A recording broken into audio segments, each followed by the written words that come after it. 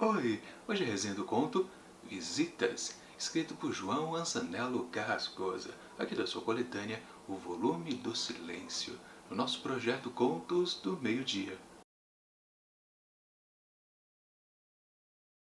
Estavam na sala o casal e a filha, à espera das visitas que chegariam para o almoço. O sol entrava pela janela e se espichava como um gato aos pés da menina. A mulher observava a mesa, a toalha de linho, as louças nobres, os copos de cristal, os aparadores de metal faiscantes, a conferir se tudo estava como devia, embora ela mesma ali estivesse só com o olhar.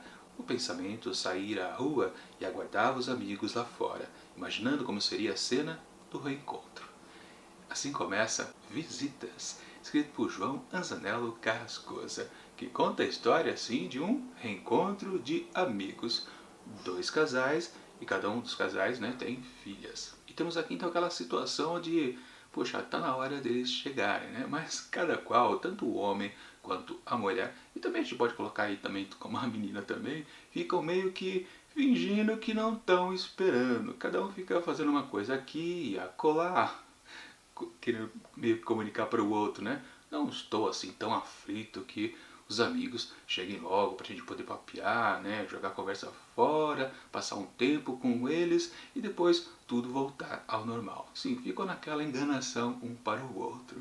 E claro, uma determinada hora, na hora do almoço, Enfim, eles chegam e tem aquela cena também, de recebê-los ao portão, depois eles entram em casa, sentam ao sofá e também tem aquelas conversas jogadas fora, Aquelas frases feitas que todo mundo usa, Realmente quando encontram com amigos e combinam esses reencontros. Mas afinal de contas, no meio de tudo isso, Dois casais que se encontram com suas respectivas filhas, o que pode dar de errado?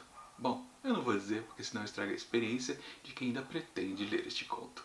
Minha avaliação do texto.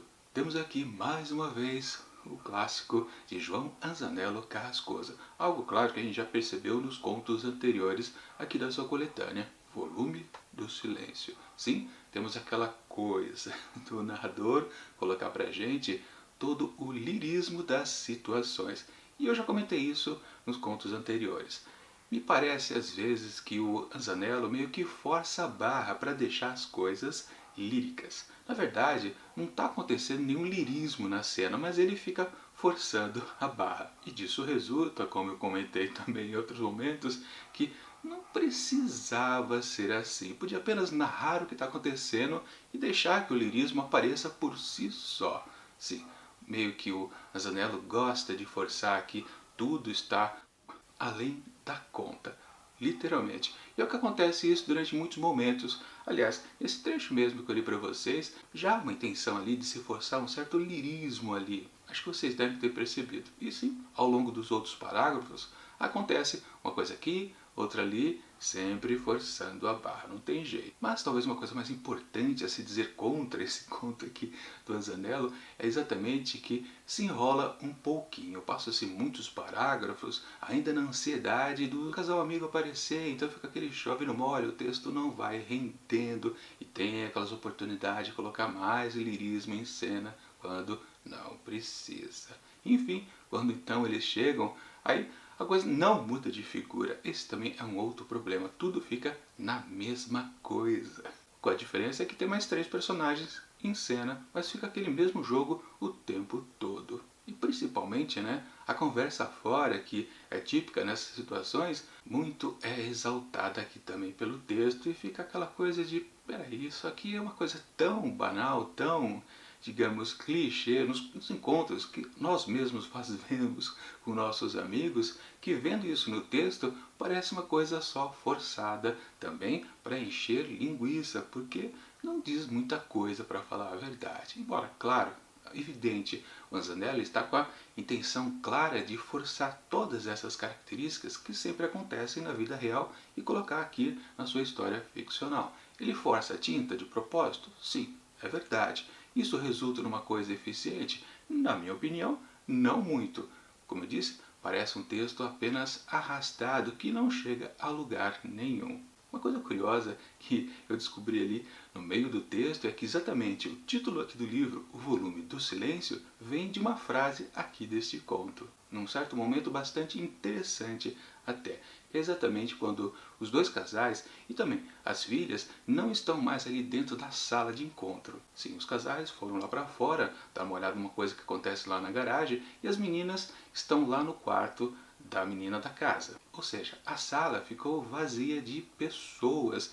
E tá, aí há um comentário bastante interessante, lírico, que aí funciona bastante, como se o volume do silêncio vai aumentando cada vez mais naquela sala vazia, necessitando de gente ali dentro. Uma passagem bem interessante realmente do texto.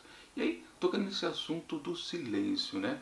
Na verdade, esse texto aqui, comparando com os outros que já vimos dentro desse livro, é o mais barulhento, literalmente, porque os dois casais, eles não param de falar o tempo todo. Mesmo que os homens fiquem juntos, as mulheres fiquem juntas, às vezes em locais diferentes da casa, mas o tempo todo eles estão conversando e falando o óbvio, geralmente. Sendo as frases de efeitos ou então os chavões de conversa, né?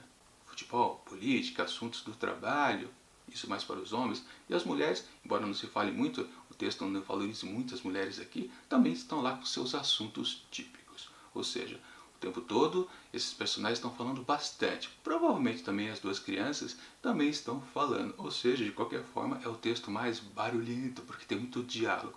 E os momentos de silêncio só ocorrem nesse que eu descrevi da sala, que tem o volume do silêncio crescendo, lá quando o casal chega, naquele momento quando eles batem os olhos uns aos outros, lá no portão, também tem aquele momento silencioso. E depois, lá ao final do texto, não vou dizer como ele acaba, mas também tem um momentinho ali que fica tudo silencioso e há também uma troca de olhares, que aí tem sim um fecho interessante para esse conto. De novo, é um texto, um conto que se salva praticamente pelo finalzinho, as últimas palavras, a última frase, onde a gente percebe que talvez um ciclo vai recomeçar. Porque se não fosse exatamente por esse desfecho ali, até um pouco inesperado, eu poderia dizer que o texto não chegou a lugar nenhum. Primeiro porque ele saiu de pouca coisa, não se desenvolveu muito, porque enrolou demais e chegou em algo que, acabou o texto, não vai ter mais nada. Aí teve sim, uma coisinha que aí sim brilhou um pouco. E sim, de uma maneira geral, posso dizer que esse texto é muito longo, podia ser um pouquinho menor, que faria o mesmo efeito. A gente entenderia tudo da mesma maneira, porque tudo foi repetido à exaustão. E portanto, para Visitas de João Anzanello Carrascosa, eu atribuo apenas 3 asteriscos. Pois apesar de duas boas sacadas que há aqui no conto, no fundo ele é um conto um pouquinho carregado. E falando em exageros, amanhã temos um conto de ficção científica em Sonhos Elétricos de Philip K. Dick, que talvez sirva para exemplificar exatamente como as coisas podem ser muito exageradas e não serem bem aquilo que a gente está percebendo.